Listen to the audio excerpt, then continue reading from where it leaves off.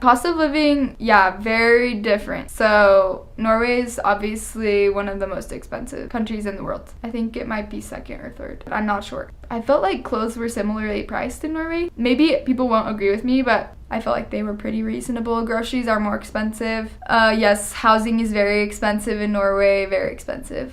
Transportation is very different in Norway. Public transportation is very big. You can get almost anywhere by taking the bus or the train, unless it's really remote.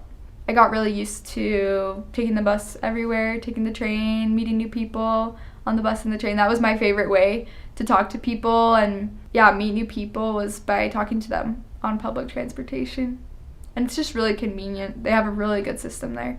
This is something my grandma told me before I went. She said the one thing that I noticed when I got to Norway was how clean it was everywhere, that it was really clean. And I mean, where I live in Utah, it's also very clean, but I did find that Norway was probably one of the cleanest, like, larger cities out there. Because if you think about large cities in the US, like, for example, New York City or other cities, they're pretty dirty, kind of a little bit gross, a little bit grimy. But Norway is really a really clean place. Like, the punishments for things in Norway are much more minor, especially for punishments for crimes of people under 18, minors. I think the US is a lot more harsh when it comes to crime and other felonies or misdemeanors or things like that. One other culture difference was probably that Norwegians eat dinner really, really early. They eat dinner at 4 p.m. I mean, some families eat a little bit later, but at least in America, we eat later at 6 or 7 or 8. I know families that even eat way late. They eat at 9, which is crazy because usually by 9, I'm like getting ready for bed. I sleep very early. But I think that was kind of different for me